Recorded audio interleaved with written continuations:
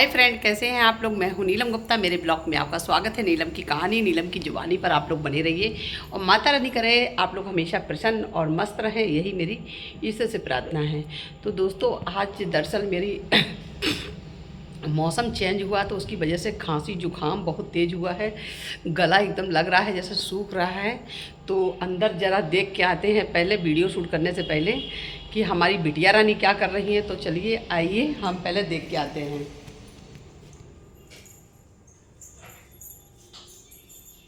तो देख रहे हैं दोस्तों, बिटिया रानी हमारी करने क्या जा रही हैं। ओ, मेरी गुड़िया रानी पढ़ाई करने जा रही है। लग रहा है टीचर के डर की वजह से कि टीचर आने वाली हैं, तो कोचिंग वोचिंग की अपनी लगता किताबें निकाली। क्या लिखने जा रही हो बेटा? मैं लिखने जा रही हूँ वन। बेटा इसमें लिखोगी तो टीचर डांटेगी ना। आप अपनी वाली किताब में लिखिए, जैसे वो आती है ना 1 2 3 वाली, उस वाली की कॉपी निकाली है, उसमें लिखा जाता है। हाँ तो आप देखिए। ए प्रीति, थोड़ा चाय रख दे बनने के लिए ना, पहले सूख जाए और झट से मार लो प्रेस। तो अब हम हाँ यही वाली कॉपी में लिखिए। तो अब आगे चलते हैं। चलने से पहले थोड़ा बाहर बैठेंगे। बाहर का थोड़ा दरअसल ना, आप सोच रहे हैं आज हरी साड़ी क्यों पहने हैं। तो भैया मैं हरी साड़ी इसलिए पहन ली हूँ, आज मेरा मन था क्योंकि सावन चल रहा है। सावन के समय पर हरे कपड़ा पहनना चाहिए। तो थोड़ा जा रहे हैं। उधर पौधे लगाए थे, देखे नहीं थे कि पौधे में ठीक है कि नहीं है, थोड़ा देख लिया जाए। तो देख रहे हैं हम दरअसल। हाँ आप रहिए, हम टीचर आ रही है तो हम बताएंगे बेटा। वाह क्या है यार, मौसम तो बहुत अच्छा है यार, सच में मौसम बहुत अच्छा है। लेकिन जुकाम भी बहुत तेज़ हुआ है यार दोस्तों। ये देखिए पानी बरस रहा है ना आज। उधर बगल में ट्यूबवेल चल रहा है, तो थोड़ा बैठ लेते हैं, पहले देख लें, पता चले इंटर में बीछी सारी घुसी रहा है, काट खाए ले मुझे। ये भी डर लगा रहे। आप अंदर जाइए और जाके पहले कोचिंग का काम कीजिए। हाँ एकदम कोचिंग का काम करके रेडी करके रखिए। तो देख सकते हैं दोस्तों, यहाँ हम चट्टा बना के रखे थे ईंटों का, लेकिन डर ये है कि पता नहीं कि कहीं बिच्छी चीना बैठी हो इसमें, क्योंकि भाई बारिश का मौसम है, बारिश के मौसम में कुछ भी हो सकता है। तो बैठे हैं दोस्तों अपने खेत के पीछे, घर के मतलब पीछे खेत है, खेत के सामने, क्योंकि हमें तो खेती वेती करनी नहीं आती है, कभी किए नहीं हैं। और हाँ दोस्तों, जैसे एक भाई ने कमेंट ये किया है कि जैसे सीमा जी की तो मर्ज़ी से शादी हुई थी, लाला राम जी ने करवाई थी। तो हाँ भाई, उनकी मर्ज़ी से शादी हुई थी, लाला राम जी ने करवाई थी निर्भय से शादी। लेकिन निर्भय के आचरण की वजह से, मतलब जो उनका त्रिया चरित्र रहता था वो कभी नहीं बदलता था। छेनरपन वाला जिसको कहते हैं, छेनरपन हिंदी में, छेनर बाजू थे, ये लिए उनके संग कोई टिकना ही नहीं चाहता था दोस्तों। तो निर्भय की जो भी कमियां सामने हैं आप लोग सब जान सकते हैं। भाई एक औरत बुरी हो सकती है, 2 औरत बुरी हो सकती है। निर्भय ने 4 औरतें की थी, लेकिन कोई तो उनके साथ निभाता अगर निर्भय के साथ अगर निर्भय गलत नहीं होते। तो सीमा जैसे कहती हैं कि वो हमेशा औरतों के चक्कर ही में रहते, तो और सही बात है, निर्भय मारे भी इसी अयासी के चक्कर ही में गए हैं। तो एक भाई ने कमेंट किया था कि आप सलीम गुज्जर को जानते हो। तो हाँ भाई, सलीम गुज्जर को जानते हैं। भाई जंगल में रहे हैं तो सलीम के बारे में तो पता है ही। लेकिन सलीम गुज्जर जो बदमाश थे, बदमाश कम थे, उनके यहाँ आदमी कम रहते, मैरियाँ ज़्यादा रहती थी। 10 औरतें रहती थी उनके साथ में। जैसे वहाँ से सुलेखा थी, और सपना नाम की थी, एक दिल्ली की लड़की थी, एक कंजी आँखन की एक लड़की और थी, उसका नाम याद है, साधना दीक्षित थी। एक जो मुन्नी पांडे थी, उनकी बेटी का नाम देखो क्या था, सुनीता पांडे वो थी। और मतलब काफ़ी लड़कियां थी, मुझे और नाम नहीं याद है। हाँ तो वो भैया देखिए बदमाश कम थे, अयास ज़्यादा थे, और इसीलिए इन लोगों के गैंग भी चले नहीं हैं, क्योंकि इन्होंने जीवन में अयासी की है, बदमाशी ना की है। बदमाशन से अगर कहा जाए, सच्चे बदमाश जो थे तो पहले के थे, है ना। जो सच्चे बदमाश होते थे वो पहले के थे। जैसे जिनके लिए कहा जाए लाखन सिंह, मलखान सिंह, और भाई फूलन देवी जी की तो हम तुलना नहीं कर सकते, जीवन में नहीं कर सकते, क्योंकि वो एक महान हस्ती थी। भाई इतना दर्द उन्होंने झेला, शायद इतना दर्द तो मैंने भी नहीं झेला है, समझे। इतना दर्द तो मैंने भी नहीं झेला जितना उन्होंने झेला है। और उन्होंने जो भी किया है भाई, हर जो कहते नहीं, औरत तब तक कमज़ोर होती जब तक उनकी आंख में आंसू होते हैं, और जिस दिन औरत की आंख के आंसू सूख जाते हैं उस दिन औरत को चंडी बनने में देर नहीं लगता है।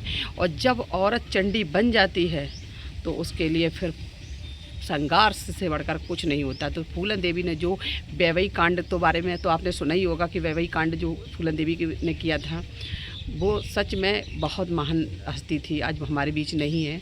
ईश्वर करे वो जहाँ भी उनकी आत्मा को शांति प्रदान दे। लोग बेशक उनकी चीज़ों को भूल गए हों, लेकिन डाकू डकैती के बारे में जो कहते हैं, डाकू जो होते थे या बदमाश होते थे, वो अब बदमाश नहीं है। अब उनको बदमाश नहीं कह सकते, अब उनको बागी नहीं बोल सकते, अब उनको बोल सकते छिनरा, है ना, लुच्चा लफंगा लुच्चा लफंगा बोल सकते हैं उनको। डाकुओं में गिनती मत करो ना, डाकुओं की भी तुलना ख़राब हो जाएगी। क्योंकि पहले के जो डाकू थे ना, वो औरतों की बड़ा सम्मान करते थे, मान करते थे, औरतों की इज्जत पे हमला नहीं करते थे। और आज के डाकू हैं, घर मकान ज़मीन जायदाद बाद में देखेंगे, पहले सुंदर औरतें देखेंगे, उनकी लड़कियां देखेंगे, उनकी बहुएं देखेंगे, पहले छिनरबाजी करेंगे, उसके बाद बदमाशी करेंगे। तो हो तो भैया यही है जीवन में।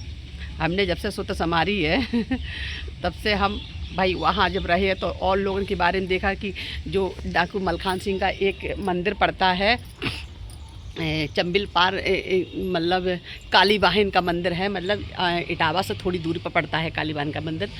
और लखना देवी एक मंदिर पड़ता है, तो वहाँ पर हम भी गए थे एक बार। और हुआ भी एक कांड ऐसा हुआ भी था जब हम लोग वहाँ गए थे काली बहन मंदिर पर घंटा चढ़ाने के लिए।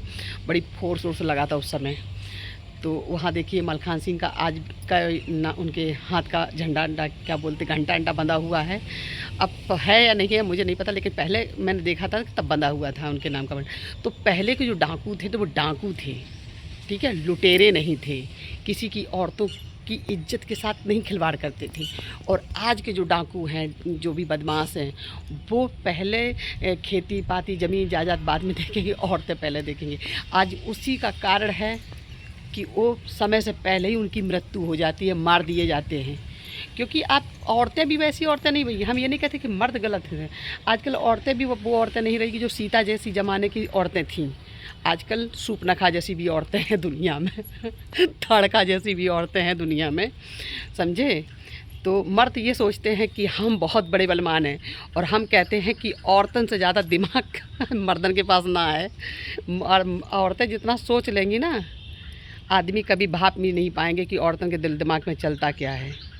आजकल तो क्या होता है कि पहले मर्द कहते थे कि हम 4 औरतें रखें, 6 औरतें रखें, हमारा कौन क्या बिगाड़ लेता। आज की औरतें कहती हैं हम 10 मर्द रखें, हमारा तुम क्या उखाड़ लोगे ये बराबरी आजकल चल रही है समाज में। तो आए दिन कुछ ना कुछ होता ही रहता है। तो इस समाज में बदलाव के कारण देख रहे हैं आप। तो हम सच बता रहे हैं, जब 2001 से 2002 2003 में जब मैं गई थी, तो ये सोशल मीडिया ये सब कुछ था नहीं, तो लोगों के बारे में सब कुछ जानकारी नहीं हो पाती थी कि समाज में क्या हो रहा है। लेकिन जितनी तेज़ी से ये सोशल मीडिया बढ़ रहा है, उससे तेज़ी से समाज बदल रहा है, उनका वातावरण बदल रहा है, उनका मानसिक तनाव, जो मानसिक दिमाग होता है उसका विकास हो रहा है। इस समाज में बस कमी क्या है, उन्हें उस दिमाग को सही दिशा देने की।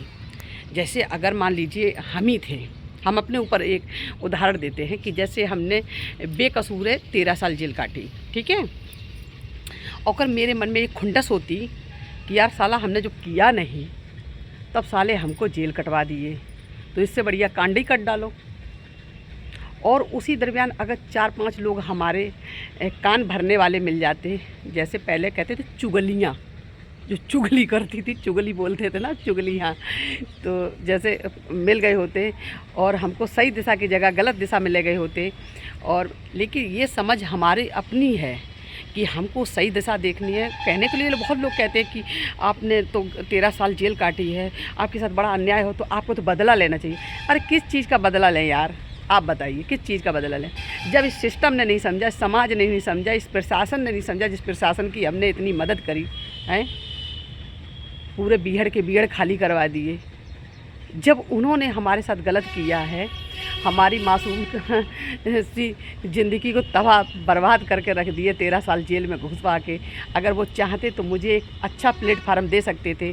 आप उनसे मतलब गुजारिश कर सकते थे कि भाई ठीक है, वो लड़की है, कम उम्र की थी और नाबालिग थी, उसकी मतलब उसका खुद अपहरण हुआ था, उस चीज़ की छानबीन करवाते। उसके बाद तुम हमारी मतलब छानबीन कराने के बाद अगर आपको लगता था कि नीलम सही कह रही है जो बातें हैं, उसके बाद आप निर्णय लेते, हमें किसी स्कूल में दाखिला दिला देते, हमें भी पढ़ाई लिखाई का मौका दिए होते, तो आज ये समाज में हमारा भी रुतबा कुछ होता।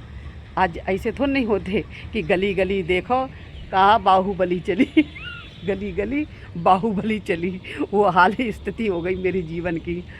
तो ठीक है भाइयों, आजकल देखो सावन चल रहा है और हरी हरी हरियाली हर जगह छाई रही है और हरे हरे कपड़ा आपकी बहन भी पहने हुई है।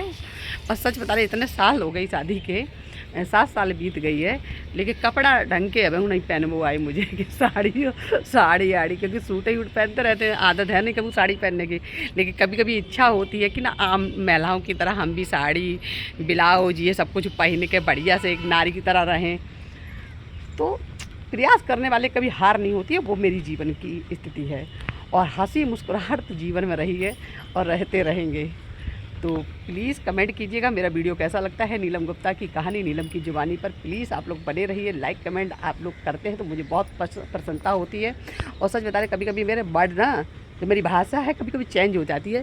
तो जो अगर मतलब वीडियो में कोई मतलब शब्द अगर गलत लग जाते हैं तो उसके लिए सॉरी नहीं, कभी कभी ना हो जाता है यार हमको। अब पता, कभी कभी सोचते हैं हम पश्चिम भाषा तो धीरे धीरे बोलते ही जा रहे हैं, कभी कभी याद आ जाता। और आज भी हमारे घर में बहस बड़ी तेज़ होती है। कहाँ यहाँ के मतलब यहाँ पे जो आप समझ सकते हैं लैंग्वेज जो है ना, यहाँ पर भोजपुरी ज़्यादा चलती है और भोजपुरी हमारे बस का है नहीं कहना।